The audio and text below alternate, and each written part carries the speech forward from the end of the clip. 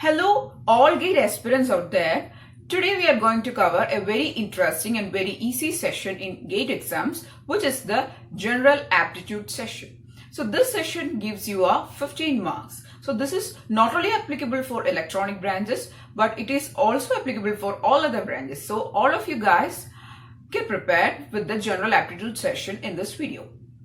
So General Aptitude mainly covers two main areas. First one is verbal ability and the second one is numerical ability.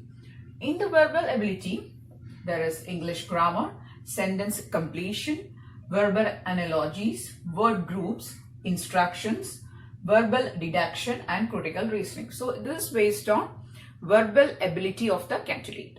So these type of questions can come in the verbal ability session. Next is the numerical ability session. It consists of computations, which includes various topics in it. Computation can consist of number series, time and work problems, train problems, and various other type or categories of problems. Next is the numerical estimation, numerical reasoning, and data interpretation. So this is the syllabus of the general aptitude in the GATE exams generally. So there will be total of 10 questions, out of which 5 questions will be carrying 1 mark with a negative marking of 1/3 for each question. And also the next 5 questions will be having 2 marks and it will be having a 2/3 negative marking. So total you will get a 15 marking, that is 5 into 1 plus 5 into 2. So you'll be getting total 15 marks from the general aptitude session. Okay, so the marking I'll also write here, that is 5 questions will be having 1 mark and under 5 questions will be having 2 marks each. So the negative marking is 1/3 here and 2/3 here. So the total mark is 5 into 1 plus 5 into 2, that is total 15 marks you'll get from the general aptitude session. So this is not a very tough session. So if you practice it on a daily basis, at least for 5 minutes or 10 minutes or 20 minutes, you'll be covering this session very easily. Okay, so today's class we are going to discuss my favorite topic, which is time and work related problems. First we'll see what is the general equation for time and work, then we'll be doing the problems. So today we are going to discuss the time and work topic. So the major thing to understand in the time and work area is that the work done, that is the work done, is equal to efficiency into time. That is, if some person is doing a work, the amount of work done is the product of his efficiency and the time taken by him. So work done equal to efficiency into time is the general equation for calculating the time and work problems. Also, this efficiency and time are inversely proportional. So let's say if TA is the time taken, then efficiency, let eta A equal to 1/TA. So this is the relationship between TA and eta, that is efficiency and time. That is efficiency equal to 1/time, or similarly time equal to 1/efficiency. So this is the general equation for time and work. Now we'll be doing various problems. The first question which we are going to discuss today is this. A, B and C can do a piece of work in 12, 15 and 20 days respectively. They got 240 rupees for job. What is A's share? Option A 100, option B 110, option C 120, option D 200. So it is given that the 3 of them, that is A, B and C, will take 12, 15 and 20 days for doing a particular job. That means the same job they'll do in 12, 15 and 20 days respectively. Now they got a certain amount of rupees, and what is A's share? So from this question, how to calculate the efficiency? So we have time, that is A, B and C can do a particular work in 12, 15 and 20 days. Now what is the efficiency?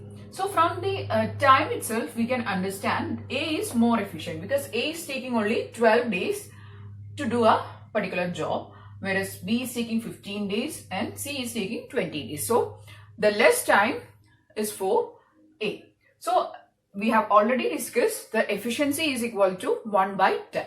So we'll calculate the efficiency, that is eta A is to eta B is to eta C equal to 1 by 12 is to 1 by 15 is to 1 by 20. So this is the ratio of the efficiency. Now we'll make this as integer. So 12, 15 in LCM of these three, that is 12, 15 and 20 will have a LCM of 60. So multiply each of this with 60 to form a integer format. That is 5 is to 4 is to 3. So this is the ratio of efficiency of these A, B and C.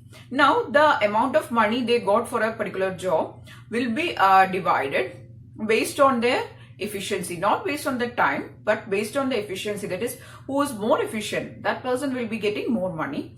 The less efficient person will be obviously getting less money. So what we'll do is we'll divide this 240 based on this ratio. Now what is A's share? What is A's portion of efficiency? That is 5.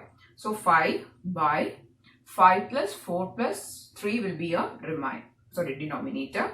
5 plus 4 plus 3 into 240 is your equation. That is 5 by 5 plus 4 plus 3 is nothing but 12 into 240. That is 5 into 20 is 100. So 100 rupees is the share of A. So your correct answer here is option A. So how to do this problem? So it is given that A, B and C can do a particular job in 12, 15 and 20 days respectively. So from this time period or the time, calculate the efficiency of three of them. Now they have got a 240 amount for a particular job. When they were doing a job together, they got a 240 amount. And they have to divide this 240 among themselves. How to divide it? Based on their efficiency. So first you have to calculate the ratio of their efficiency and then divide the amount of money based on the efficiency ratio. So this is a very simple problem and the answer here is option A. The next question which we are going to discuss is this. A can do a work in 15 days and B in 20 days. That is a same work. A can complete in 15 days whereas B will take 20 days. If they work together for 4 days, then the fraction of work left. That is, they are working together for 4 days. So amount of work which is left, that is how much amount of work is to be completed. Option A 1 by 4, option B 1 by 10, option C 7 by 15 and option D 8 by 15. So in order to do this type of problems, actually this type of problem is very simple. So I'll tell you how to approach this. Okay, so first we'll write the case of A. That is, we are going to write 15 days. We are going to write the case of A, 15 days to do work. So the work is 100% completed within this 15 days. Next, B will take how much days or how many days? 20 days. So 20 days for completing the same work. Again, this 100% is completed. So 15 days and 20 days. Now, 15 days to do the whole work. And what is the work done in 1 day? How will you calculate for the case of A?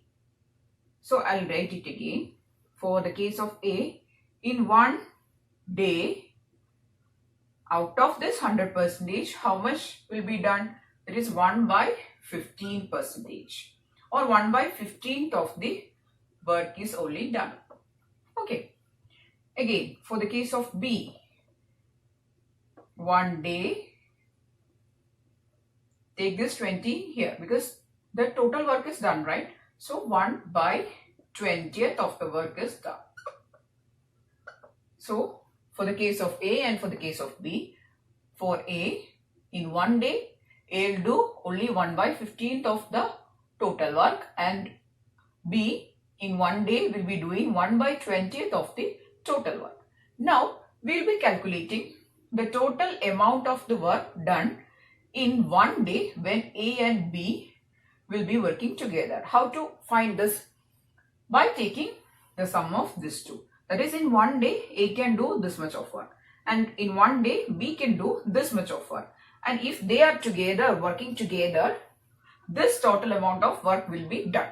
So that is 1/15 plus 1/20. So here it is 1/15 plus 1/20. So the LCM is 60 here. So 4 plus, here it is 3. That is 7/60 of the work is done. One day 7/60th of the work is done, of the total work is done. So what is the case for 4 days? 4 into 7/60, right? So 4 into 7/60th of the work is done. So calculating this, by 15 portion of the work is done in how many days? In 4 days. So what is the remaining work? How will you calculate it? 1 minus 7/50, and 15 is remaining. That is 15 minus 7/15, which is 8/15 portion of work is left. So the correct answer here is option D, 8/15. So this is another type of problem. Here A will be doing a work in 15 days and B will be doing the work in 20 days. So they together are going to work for 4 days. So we have to calculate the work left. So first we will take the portion of work A doing in 1 day and B doing in 1 day. Then we will calculate the total amount of work completed in 1 day when A and B are working together. Then we will calculate the case for 4 days. Then we will subtract it from 1. So this is the approach of doing this type of time and work problem. So we have covered the basics of time and work, and we have done some problems on time and work. So we'll be doing the remaining problems in the next part of this type of video. Okay, so keep on watching and don't forget to like and share, and also do subscribe to the channel. Thank you.